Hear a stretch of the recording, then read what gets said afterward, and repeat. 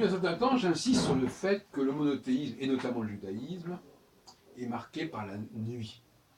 Je vais pas revenir sur mes exemples, mais c'est très frappant dans les prières juives du vendredi soir, qui est justement le moment de la tombée de la nuit, du retour de la nuit, de dire à quel point les juifs expriment leur joie de ce retour de la nuit.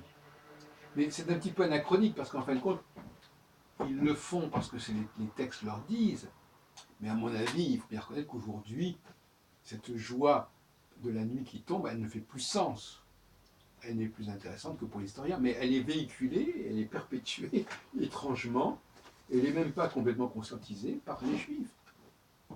Or, il s'agit là d'une joie qui prend ses racines certainement dans un passé très très ancien. C'est un passé qui va remonter à, je sais pas, peut-être 10 000 ans, peut-être même plus, au néolithique. En tout cas, ça remonte à une période où il était dangereux pour les hommes, pour les humains, de circuler le jour, de se montrer le jour. Et l'arrivée de la nuit, c'était l'arrivée de la protection, c'était l'arrivée de la sécurité. Mais en même temps, on est dans le domaine d'une technologie. Si vous voulez. Les peuples ou les animaux qui ont vécu au grand jour, probablement parce qu'ils étaient plus puissants, eh bien, ils n'ont pas eu besoin du feu, puisque la nuit, au fond, c'était pas très intéressant pour eux, la nuit, ça n'empêchait rien.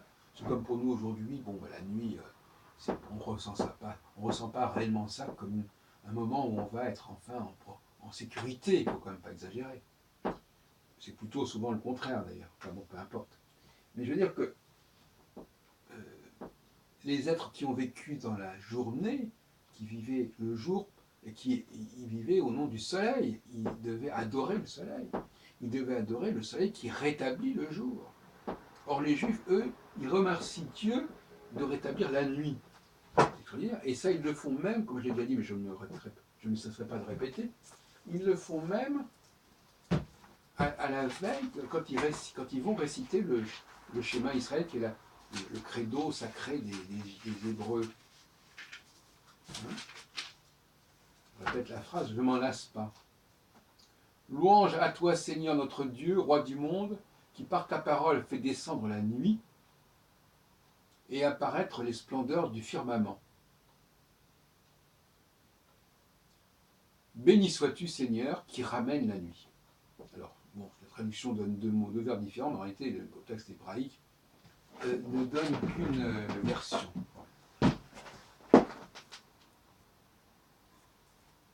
Bon. Donc, je crois que la plupart des gens, vous interrogeriez les gens qui lisent ça, ils ne se rendent même pas compte de ce qu'ils lisent. Surtout s'ils le lisent en hébreu et qu'ils ne comprennent pas l'hébreu, parce que comme c'est souvent le cas d'ailleurs. Et donc le mot qui est utilisé, c'est le mot Erev. Erev, qui veut dire le soir, en hébreu moderne. Aravim, au pluriel. Ce qui fait penser aux Arabes d'ailleurs. Enfin bon, passons. Et donc, c'est la technologie. Donc, une culture de la nuit ne peut que développer la technologie. Et une culture du jour aurait tendance à ne pas trop développer la technologie. Voilà ce que je voulais dire finalement. Et donc, des peuples qui ont dû se protéger contre les assauts d'êtres vivants dangereux, plus puissants qu'eux, ont dû certainement à inventer, non seulement à maîtriser le feu, ce qui n'est pas le cas de ceux qui profitent du soleil. Le feu, c'est le substitut du soleil, c'est pas une valeur solaire, le feu, c'est le substitut du soleil. Et ils ont dû certainement aussi apprendre à développer les armes, puisque eux-mêmes n'étaient pas suffisamment forts physiquement, donc il a fallu qu'ils forgent, comme ferait Vulcain et Phaistos, des armes, voyez-vous. Donc la faiblesse a toujours été génératrice d'une certaine ingéniosité technique, d'un certain système D. crois que c'est do it yourself, comme disaient les Anglais. Et donc, voilà comment il faut s'interroger. Hein. On retombe un peu sur les interrogations de Max Weber, c'est-à-dire, effectivement, qu'est-ce qui peut, dans la religion judéo-chrétienne, encourager le développement de la technologie, par exemple? Eh bien, je dirais qu'il y a ce message subliminal, en quelque sorte, de la question de la nuit et de tout ce que ça implique comme pour vivre la nuit, qu'est-ce qu'il faut faire. Et notamment, il faut, on le voit dans les très riches genres du duc de Berry, bon, il faut être, on est autour de la cheminée, on est autour du foyer. Alors, le mot foyer renvoie littéralement à la notion de feu, en fait. Et même quand on dit le foyer juif en Palestine, c'est quand même la notion d'une sorte de refuge qui est marqué quelque part. Moi, je dirais quelque part, sans qu'on se rende compte complètement, le foyer juif en Palestine, c'est une façon de protéger les juifs contre ce monde extérieur qui est dangereux, qui est redoutable. Un peu comme ces prières où on dit, voilà, je remercie Dieu de t'apporter la nuit qui est protectrice, la nuit qui est souveraine. Et donc, en effet, il y a une espèce de... Pour les juifs, d'une certaine façon, il faut bien reconnaître ce qui est, la nuit est une protection, quelque part, s'ils sont persécutés pendant la journée. Mais en réalité, je pense qu'il faut prendre le mot nuit ici dans un sens symbolique, c'est-à-dire ce qui va me protéger, est-ce que ça va déjà être la maison, hein, ça va déjà être le mur. Le mur me protège. Donc finalement, ce n'est plus nécessairement la nuit qui me protège, mais c'est la maison. C'est le soir qu'on rentre chez soi. Le mur, il y a le mur d'orientation, et en Israël, il y a aussi le fameux mur de séparation qui permettait normalement de protéger contre les terroristes et qui séparait comme ça la Palestine en deux. Une sorte de fleuve Jourdain, mais qui n'est pas un fleuve. Et donc,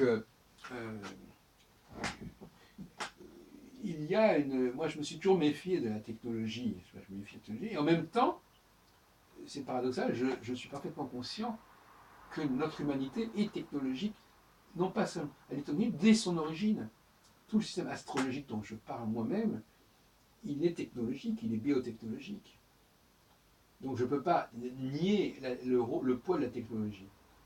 Et en même temps, il me semble que nous avons intérêt à ne pas abuser de tout ce caractère artificiel des outils. Donc plus exactement, alors là, ça nous ramène à un autre sujet que je voulais aborder et que j'aborde ici, parce que j'aime bien un petit peu être un peu éclectique. J'avais relevé il y a quelque temps le fait que à la synagogue, notamment chez les libéraux, les femmes ne portent pas de calotte. Et en fin de compte, je réfléchissais tout à l'heure, ce matin, en regardant l'office, et je me suis dit, mais finalement, non, c'est pas le problème n'est pas là. Le problème n'est pas là.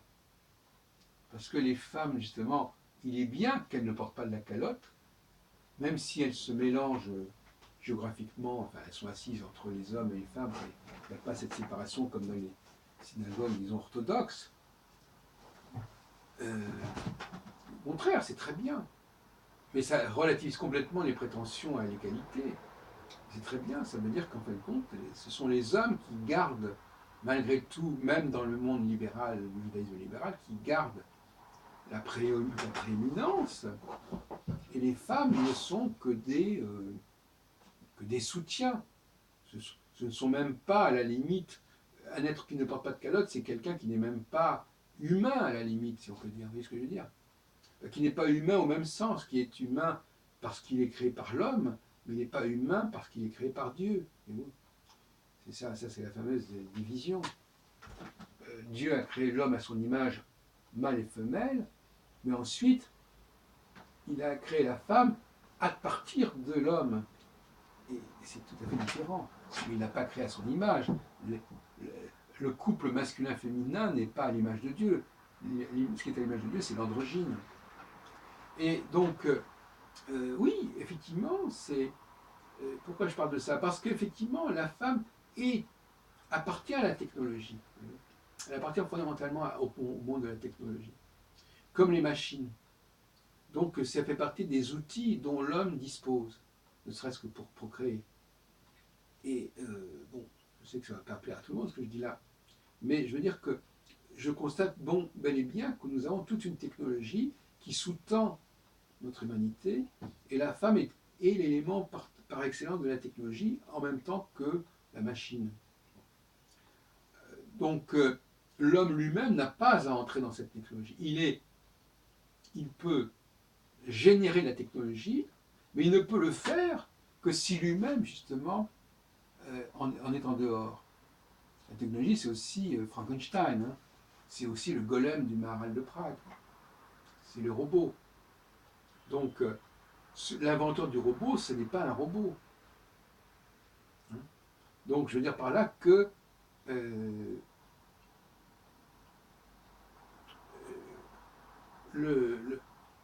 l'homme n'est pas là, l'homme met en place tout un système technologique, mais il n'est pas forcément lui-même dans ce système. Et il doit lui échapper. Je vous donne un exemple que j'aime bien. Un compositeur peut donner des compositions à jouer à des interprètes, mais lui-même, il n'est pas dans cette situation-là. Il est créateur. Donc il n'a pas à jouer, il n'a pas à interpréter une œuvre. Il a à créer une œuvre. Alors, je ne vais pas insister trop là-dessus, mais il faut faire très attention. Ce n'est pas parce que je vais créer quelque chose qui va ensuite devenir un outil dont les gens vont servir pour pouvoir s'exprimer, que moi-même je vais fonctionner de cette façon-là. Tout comme lorsque Dieu produit la création, il n'est pas la création. Il est au-dessus de la création, il est au-dessus d'un élément.